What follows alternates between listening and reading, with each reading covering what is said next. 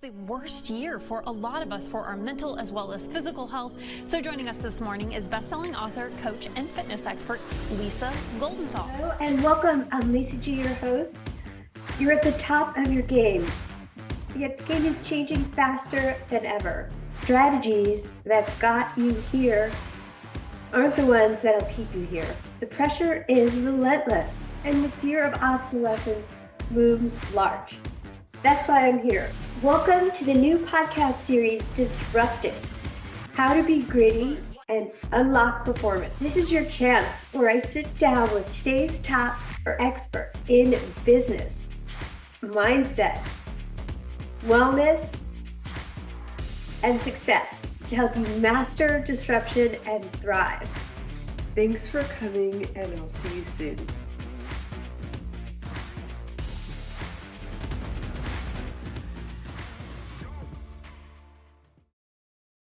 He's a published author, host of the Uncovering the Secrets to Longevity Health Summit, one of my favorite topics, patent holder with a surprising twist, not just a visionary scientist, a master of comedy, improv, founder and chief scientist at My Vital C. He manufactures a Nobel Prize-winning molecule responsible for the single longest longevity experimental result in history, a full 90% extension of life.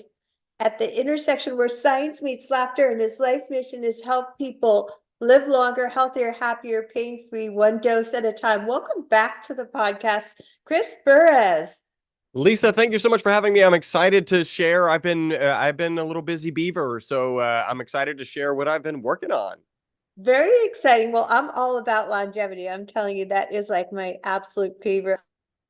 And why don't we jump in about your book? Will you talk about your path to an entrepreneur? So why don't we talk a little bit about that, and how did you know where you were going, when you were going to be an entrepreneur? Yeah, so and this is in the book, right? So the book is called Live Longer and Better. It's very happy to have published this with Dr. Jerome Corsi. He's a two-time New York #1 bestseller, and I may get into the story of how we kind of connected, because that's serendipitous. I always knew I was going to be an entrepreneur from a really young age, probably from about 14.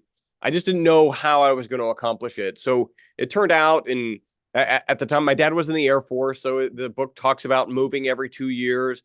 It talks about when my dad retired, we were in Ohio and I was finishing high school. And then his second civilian job out of the Air Force was down here in Houston. And, in my family, it was always understood you were going to college. It wasn't talked about. Like I didn't have plans. I've got nieces and nephews now who are juniors who know where they're going to college. That was not my brother. That was not me. We just knew we were going to a college. So he got the job down in Houston. We flew down to Houston. I applied. I got accepted. And, kind of interestingly, what does somebody who knows they're going to be an entrepreneur study? And, today you might study entrepreneurship. I'm not sure that's the right thing. Certainly back when I was going into college, I kind of went back, doing research for the book. I think there are only 2 entrepreneurship courses, not like whole schools, not whole courses of study, just 2 courses in the entire country. And so what does somebody who wants to be an entrepreneur and doesn't know where it's going to go? Well, in my mind, it was like, what is the fastest way to the highest amount of money, right, in terms of a salary, so that I could have money to invest in a company? And I was always good at math. I was always good at science. And engineering is one of the top paying out of school degrees. And it's supposed to take, it can take 4 years. It's really tough. But I thought, okay, this is what I'm going to study. Ultimately, it took 6 years for me to get through. I got a minor in computer science. I got a minor in math. And to kind of destroy in the best possible way my vision of, getting an engineering job, taking an engineering salary, and then using that money to invest in a company, I actually started a company with my business partner, Robert, before I even got out of college. And so that company's still up and running. We're, going on, 32, 33 years now. And we've been selling this molecule from the beginning. And I guess I'll talk a little bit about what that company does. Yeah. So I'm holding up a model of a molecule. And if you're listening, just imagine a soccer ball where the lines on the soccer ball represent the bonds between the carbon atoms. So you have a spherical molecule, 60 carbon atoms. Well, that molecule was discovered also here in Houston, right? So that's where we're based. It was discovered at Rice University, a very prestigious university. And the three scientists who made this discovery in 85 actually won the Nobel Prize in 1996. So a short 11 years from discovery to being awarded that Nobel Prize. The molecule is absolutely amazing.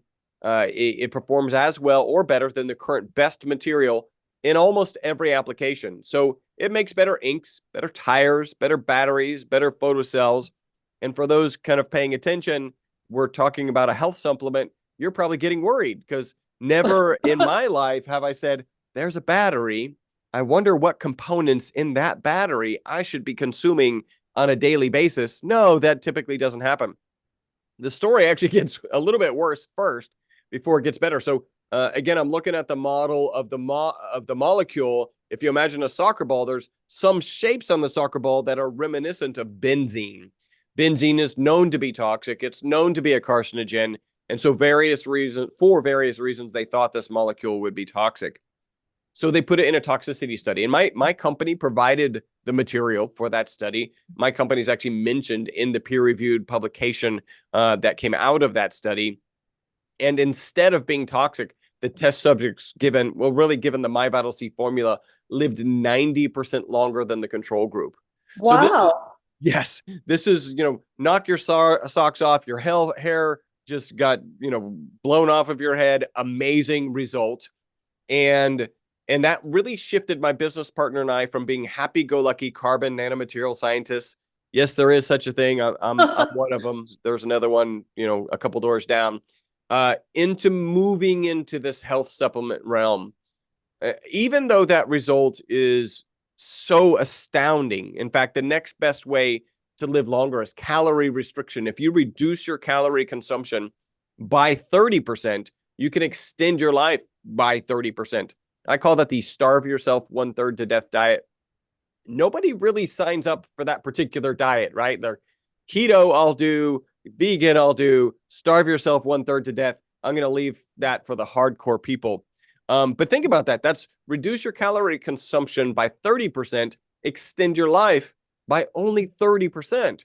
We're talking about a 90% extension of life by adding this component to your diet. Really, it was just added to the diet of these test subjects.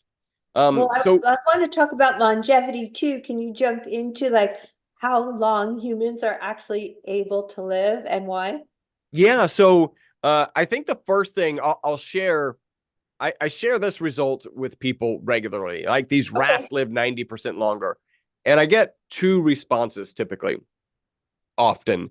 One of them is if they're from New York City, they're like, why would we want rats to live longer? You need to bury this research. Right. Nobody wants rats to live longer. Curses you and the researchers, Chris. The other response is often why. Actually, two more responses. So one, why would I want to live longer? And I think this is really important. It's one of the things that came out of this health summit. And I think you just signed up for the health summit. So I'm excited that you're I want to live longer, but in that quality of life, not like in a wheelchair being pushed around. Yeah, no. So when people say, I don't want to live longer, what they're really answering is the question of, in a debilitated state, how much longer would you like to live? And that answer, you just gave it, not much longer. Like I want to, take care of my affairs and then not be a burden onto the people who love and care about me. And if you shift that question and you say, hey, if you had the same mental capacity that you have today, and you have the same physical capacity that you have today, would you then be interested in living longer? Oh, so that's a different story. Totally, all together. Part of the challenge that we have right now, and we're literally in the middle of a longevity revolution, is we still can't extricate the fact that we live longer chronologically and that we get in a debilitated state, right? whether it's mental, whether it's physical, emotional, whatever those challenges are, we think that we can't age. And I've got an interesting kind of data point to support that. So for this longevity summit, we'll talk, I'll kind of talk a little bit about how I ended up doing a longevity summit, because it certainly wasn't on my radar. But I interviewed 55 experts in longevity, and I asked each and every one of them, how long do you want to live, and how long can humans live, right? Right. Remember, we're talking about the cutting edge people who are aware of longevity, have this mindset about longevity. They want to live longer. They want to live healthier. And only 3 people gave the same number for those 2 questions, right? So think about that. If somebody says, I think humans can live to 120, why would they say that they don't want to live to 120? That was the number I was going to guess, 120. I think that would be extending the average lifespan of probably 80 years. Yep. That's right about the right point. And so the only reason somebody would say humans can live to 120, but I don't want to live to 120, is because they can't separate, again, living infirmed, living in a debilitated state from aging, right? So these are even the cutting edge longevity experts. And so, an overriding consensus was, I just want to live, this example didn't come from the experts. It's an example I kind of brought to the table because I read it somewhere, is that they want their life to be like a candle, right? A candle burns really brightly, and it actually burns brightly all the way to the end of the wick, and then it goes out. And I think that's what people would like in their lives. They don't want, a protracted, one data point I read was 20% of your life is spent in a debilitated state or in a state of decline. And nobody, like most people, are not interested in that. I don't want that. No. Exactly. Exactly. So we're in this revolution where even the longevity experts are going to start shifting. There's a book called Lifespan it's Lifespan, Why We Age and Why We Don't Have to, by Dr. David Sinclair. Amazing book. He's a Harvard medical researcher. The book is 25 years of his research as it relates to aging. And he's really lobbying for, how do we address the diseases of aging? What's the best way to address the diseases of aging? So think about the diseases of aging. Also, they're known as diseases of inflammation. That's why there's a phrase out there called inflammaging. And those diseases are arthritis, they're Alzheimer's, there's cardiovascular disease, there's cancers. And by the way, we've got investments in each of those, right? The medical community and private funding and government funding are investing in each of these.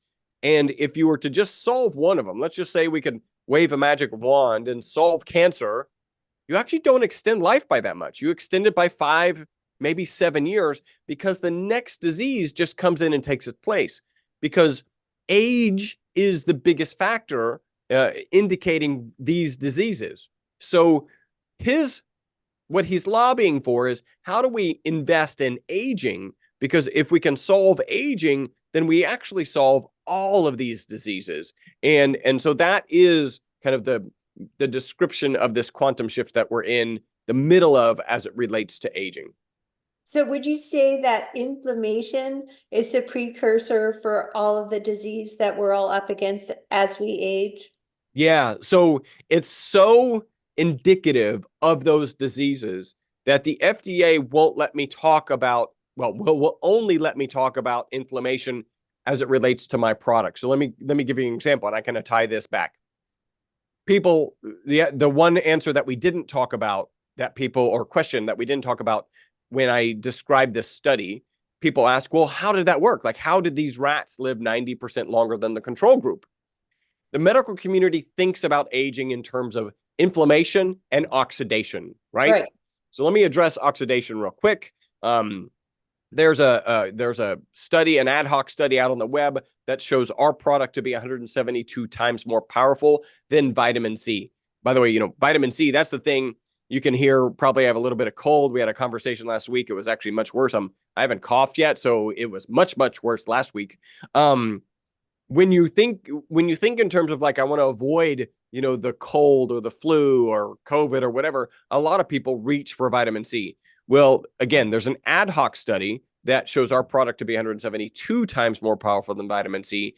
There's actually a peer-reviewed publication that shows it to be 125 times more powerful than vitamin C. So in terms of aging being issues of oxidation and inflammation, we have a big old check mark next to oxidation, right? We address oxidation.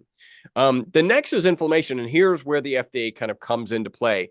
The FDA will allow us to say that our product addresses inflammation as it relates to exercise-induced inflammation, right? So we've all had a tough workout, maybe just walked longer than we normally do, and we woke up and we felt that inflammation in our body. Right. We absolutely address that type of inflammation. Again, the FDA says that this chronic inflammation is directly associated with those diseases, and we can't yet say that we address that chronic inflammation because, again, it's associated with Alzheimer's, arthritis, cardiovascular disease, cancer. So we just have to do more research before we can do that. Now, what I can say is that we fit perfectly in the anti-inflammatory diet, right? You may be familiar with the blue zones. This is groups of people around the world who tend to live longer than the average humans, tend to have reduced incidence of a heart attack and reduced incidences of stroke. They tend to follow an anti-inflammatory diet, and our product fits perfectly within that diet. That's really how inflammation and how our product and really how the FDA looks at inflammation. Okay, well, last question I want to talk about with you is just some like practical steps for our audience. Like, I know I'm all about biohacking and living longer at that quality of life where I feel vital and young. So what, in case our audience isn't familiar with an anti-inflammation diet, is gluten the big killer there, or is it vegetable oils? Like, what are the things you should stay away from? Sugar? I mean, anything in particular?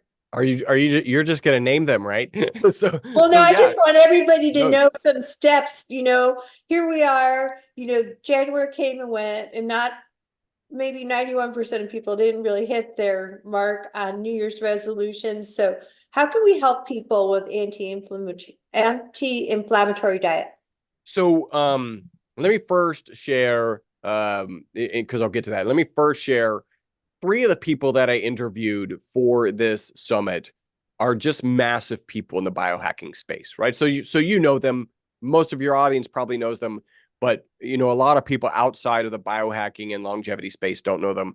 I couldn't be more proud that I interviewed Dave Asprey, right? So he's the father of biohacking, and Right. a lot of people may not know him, but a great majority of people do know Bulletproof Coffee, right? It's even served in some cafes and stuff. So Bulletproof Coffee, that founder, that guy, I interviewed him.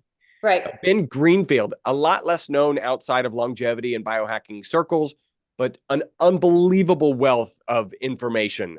His book Boundless is just chock full. His interview was absolutely phenomenal about how to structure your life from a 6-point step system to have longevity, to have great health. And he has a very specific kind of idea about movement and exercise that I think is just brilliant. Right. And then finally, Dr. Stephen Gundry.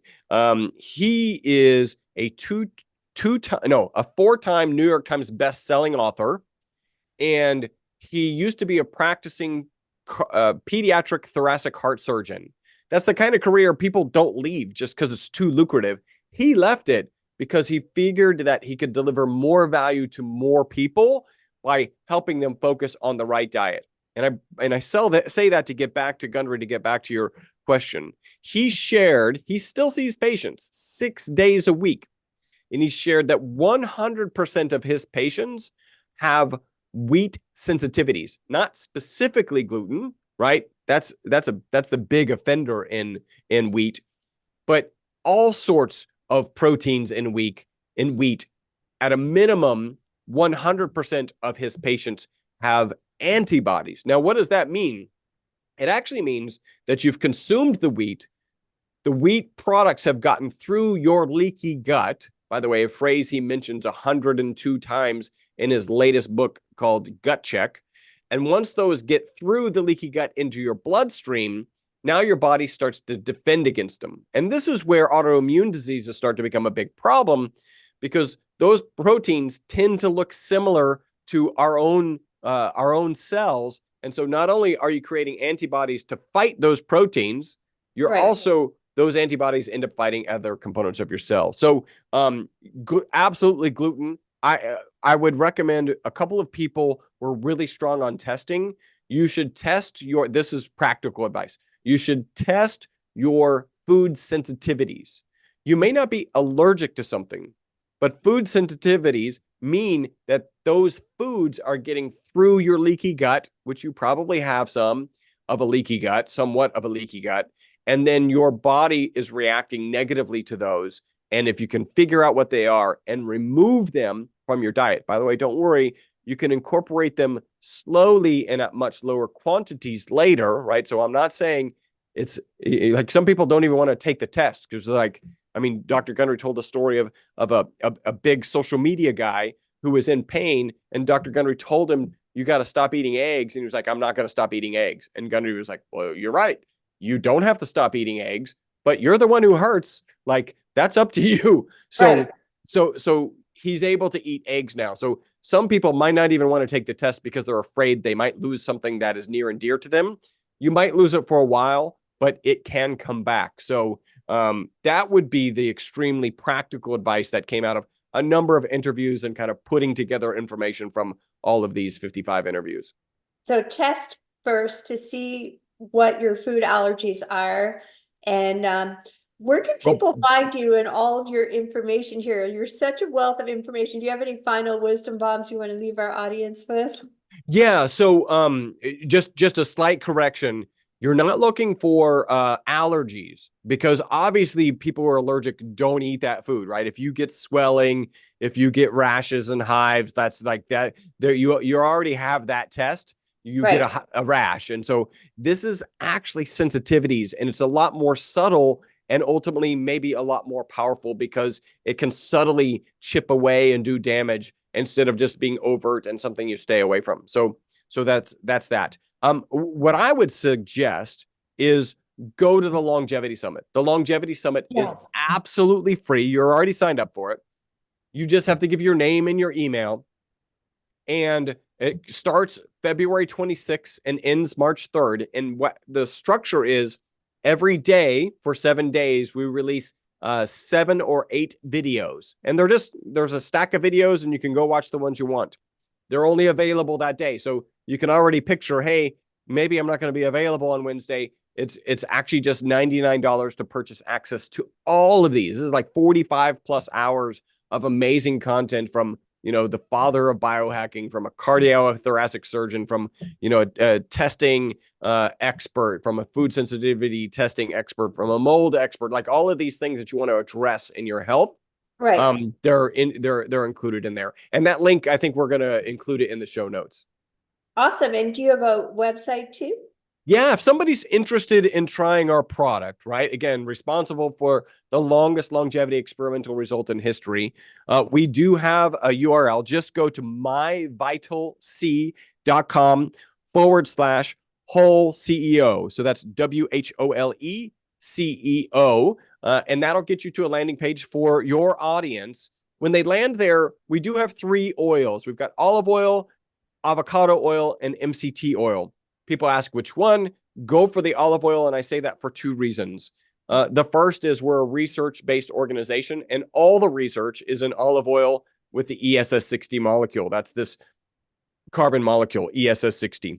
The next reason we would steer you towards the olive oil is because the highest concentration of the ESS60 molecule is in the olive oil. And I'll also suggest there's a 25% discount for going on subscription. So go ahead and take advantage of that discount. You can cancel at any time. Our customer service department has 850 plus 5-star reviews on Google. They are not trained to talk you out of canceling your subscription. If you want to cancel, you can.